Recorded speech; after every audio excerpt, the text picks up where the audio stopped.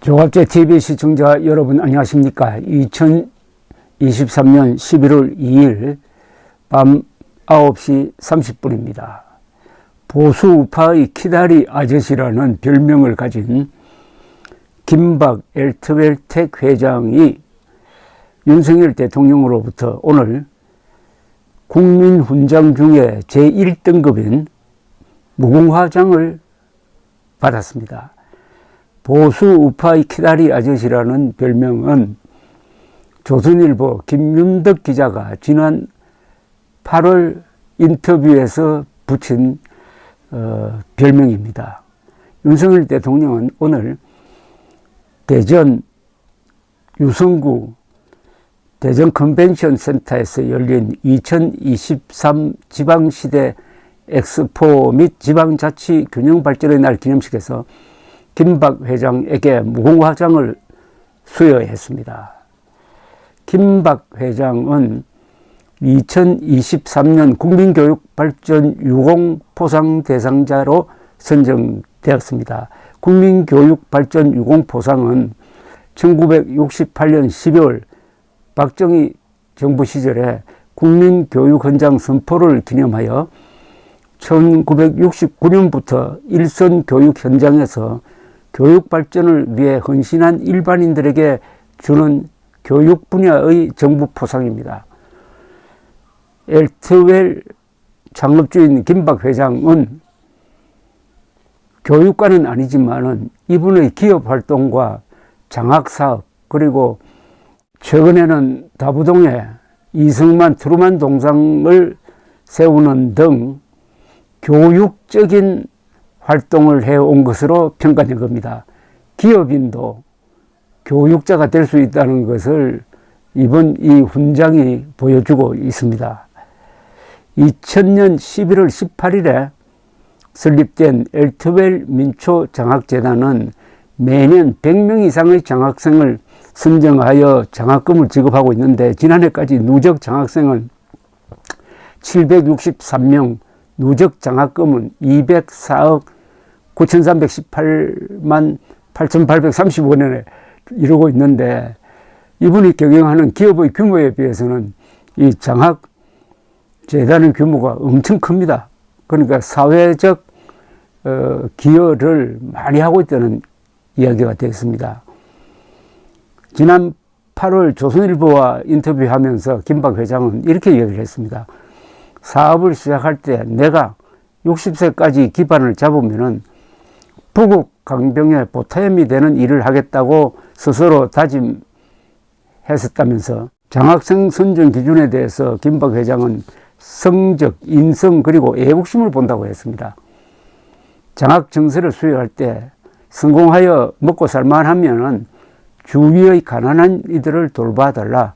그리고 당신들이 속한 조직이 부정부패하지 않도록 노력해달라고 간곡히 부탁한다고 합니다. 김박 회장은 자수성가한 소년가장 출신입니다. 1941년 서울에서 태어나서 경기 상고를 졸업했는데 8살 때 6.25 전쟁을 만났습니다.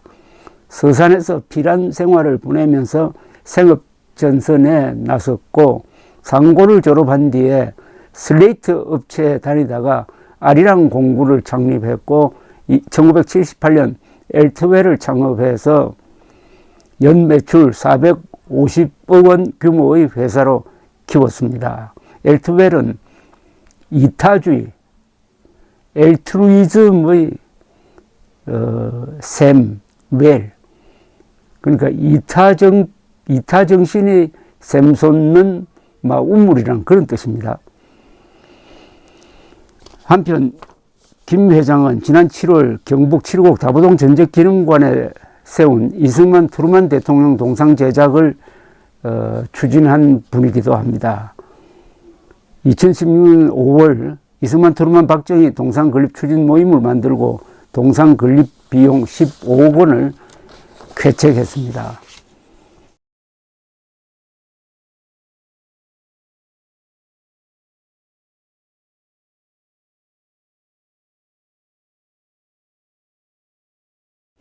김박 회장은 거의 알려져 있지 않는 인물입니다.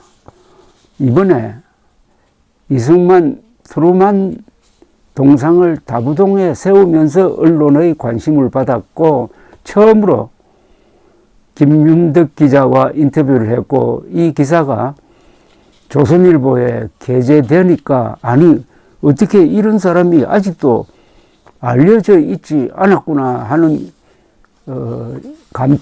감동을 자아냈던 분입니다. 김윤덕 기자와의 인터뷰를 읽어보면은 이런 사람이 자본주의 체제의 진정한 기업인이구나 하는 것을 느끼게 합니다. 자본주의는 말 그대로 돈을 중심으로 돌아가는 사회입니다. 그리고 자본주의는 자유민주주의와 같이 갑니다. 사유재산을 굉장히 중요시합니다. 그리고 개인의 인권을 소중하게 여깁니다. 그러다가 보니까 이 자본주의가 지탱되려면은 자본가, 즉 기업인들이 깨끗해야 합니다. 그리고 용감해야 합니다. 동시에 권력의 약점이 잡히지 않아야 됩니다. 그래야 돈을 제대로 쓰고 싶은데 쓸 수가 있습니다. 바로 김박 회장이 한국에서는 정말 드문 깨끗하고 용감한 기업인이라는 것을 이번 윤석열 대통령이 국민훈장 무궁화장을 줌으로써 국가적 공인을 받은 셈입니다. 그런 점에서 참 이번 포상은 많은 것을 생각하게 합니다. 자본주의 체제를 유지하기 위해서는 이런 분, 김박 회장과 같은 분이 더 많이 나와야 한다. 간단하게 말하면 이런 분이 한 1000명만 있으면 대한민국 체제는 걱정할 필요가 없습니다. 이 조선일보 인터뷰를 읽어보면은 다른 인터뷰와 좀 다릅니다. 아주 직선적으로 이야기합니다. 직설적으로 이야기합니다. 원래 돈 가진 사람은 조심하기 마련인데 이분은 약점이 없으니까 그냥 직격탄을 쏩니다. 인터뷰를 한사코 거부한 이유가 뭐냐고 하니까 어릴 적 어머님이 너가 10가지 잘해도 한마디 공치살을 하면 그게 다 없어진다. 모두 공없는 짓이 된다고 하셨다면서 자랑을 극도로 삼갔다고 했습니다. 2016년 동상 건립 추진 모임을 만들고 조각가 김명훈 교수에게 부탁해가지고 동상을 완성한 이야기를 하면서 이승만 트루만 동상을 만들 때 높이를 4m 20cm로 한 것은 김구 선생 동상이 4m니까 아무래도 이승만 대통령은 김구 선생보다는 대한민국 건국에 더 중요한 역할을 했으니까 한 20cm 더 키가 큰 동상을 만들어 달라고 부탁을 했다. 이런 이야기도 소개가 되어 있습니다. 트루만 대통령 동상까지 왜 세우려고 했느냐라고 물었더니 김박 회장은 이렇게 이야기합니다. 전쟁 발발 직후 우리는 몽둥이와 돌멩이를 들고서라도 싸울 것이라는 이승만 대통령의 결사항전 의지에 트루만 대통령은 무슨 수를 써서라도 저 개자식들을 막아야 한다면서 유엔 기치하에 미군 출동을 결단합니다. 트루만이 전폭적으로 도와주지 않았다면 우리는 지금 김정은 치하에 살고 있을 것입니다. 제가 가장 역할을 해서 잘 알아요. 전쟁 3년 동안 미국의 원조 물자, 양곡, 보험품이 없었더라면 우리 8식구는 다 굶어 죽었을 겁니다. 너무나 간단합니다.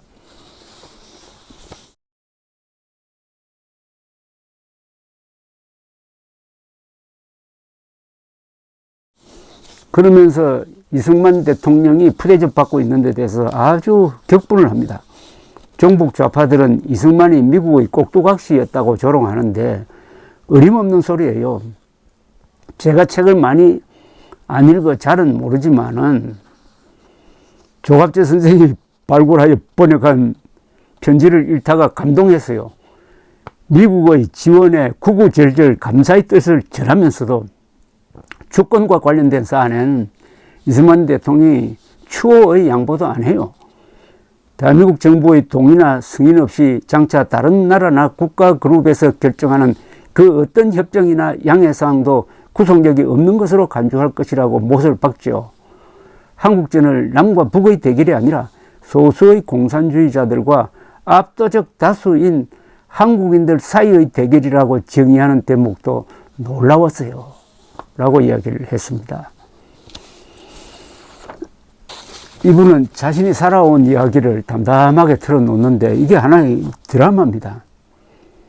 8살에 생업전선에 나선 이유가 뭐냐고 물었더니 김박 회장은 이렇게 이야기를 합니다. 그때 전쟁이 났어요. 일본서 대학을 나온 아버지는 책만 읽는 지식인이어서 6남매 중 제일 사나운 제가 생업에 뛰어들었죠. 서산 피란 시절에는 지게를 지고 땔감을 구하러 다녔고 시골에서 농산물을 떼다가 5일장에 팔았어요. 경기 상고 시절엔 학교를 파하면은 명동으로 달려가 고려 은단 가게에서 은단을 떼다가 동대문에서 서대문까지 걸으면서 팔았죠. 교복을 입은 채로요. 집에 오면 밤 11시 반 기절하다시피 잠을 잤습니다. 그러다가 슬레이트 만드는 회사에서 직장 생활을 했는데 적자를 난 섬유회사를 인수했어요. 저는 직장에서 수입 업무 3년, 수출 업무 3년, 격리 4년을 해봐서 경영이 크게 어렵진 않았더라고요. 워낙 고지식하고 원리 원칙대로 일하는 타입이라 은행권 신용도 높았고요. 그러다 미국에서 온 한 비즈니스맨이 한국엔 공구를 만들어 수출하는 공장이 없다면서 아쉬워하더라는 말에 솔깃해가지고 겁도 없이 뛰어들었죠. 공구의 공짜도 모르면서요. 그런데 첫 해에 공구를 20만 개 생산했는데 거의 다 불량품 진단을 받았어요. 섬유 수출해서 번 돈을 다 까먹었죠. 안 되겠다 싶어 스테인리스 기술자들에게 노하우를 배우고 일본 공구 회사에서 기술 교육을 받은 뒤 다시 도전했습니다. 2, 3년 뒤 제대로 된 공구를 생산하게 되면서 60 내지 70kg 무게의 샘플 가방을 들고 미국으로 갔습니다. 김윤덕 기자가 보수 진영에도 아낌없이 후원한다고 하는데 그러면 정권의 탄압을 받지 않습니까? 라고 물었습니다. 물론 이 정권은 좌파 정권이겠죠. 김박 회장이 이렇게 당당하게 답변을 합니다. 제가 기업을 경영하는 4가지 원칙이 있어요. 국세청으로부터 자유로울 것, 금융기관으로부터 자유로울 것, 경찰로부터 자유로울 것, 언론과 시민단체로부터 자유로울 것. 그 원칙을 지켜 빚 하나 없는 10층 회사를 강남에 세울 수 있었다고 생각합니다. 얼마나 당당합니까? 돈 있는 사람이 깨끗하면 무섭습니다. 돈 있는 사람이 깨끗하고 용감하면 더 무섭죠. 세무조사에서 자유로울 기업이 없을 텐데요 라고 물었는데 김박 회장의 대답은 이렇습니다. 사업 시작하고 첫 세무조사를 받았는데 2,300만 원의 과세를 당했어요. 부당하다며 여겨 국세청을 제소했죠. 당시 여러 사람이 국세청을 상대로 싸우는 바보가 어디 있느냐. 그래서 재벌 되겠느냐 말렸지만 저는 법대로 하겠다고 했어요. 결국 대법원까지 가서 승소해서 2,300만 원을 되찾고 이자 300만 원까지 받아냈죠.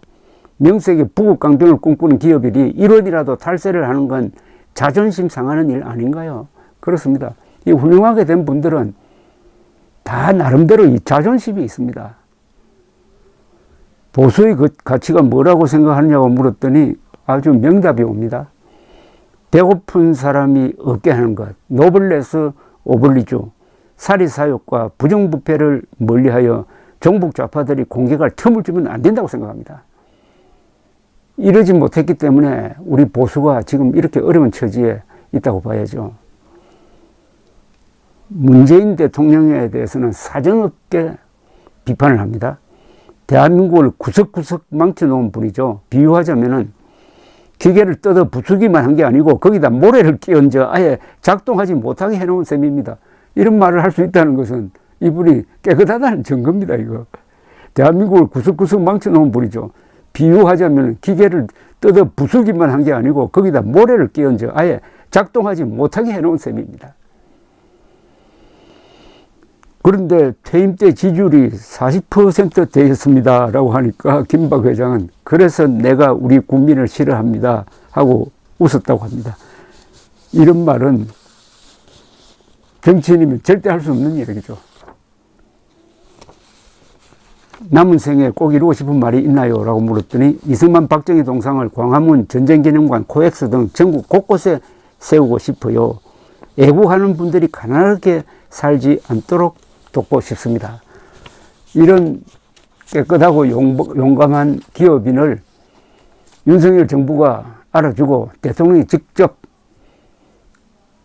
국민 훈장 중에서도 가장 등급이 높은 무공화장을 수여한 것은 정말 감사할 일입니다. 좋은 사람을 알아주는 분이 좋은 사람이죠. 감사합니다.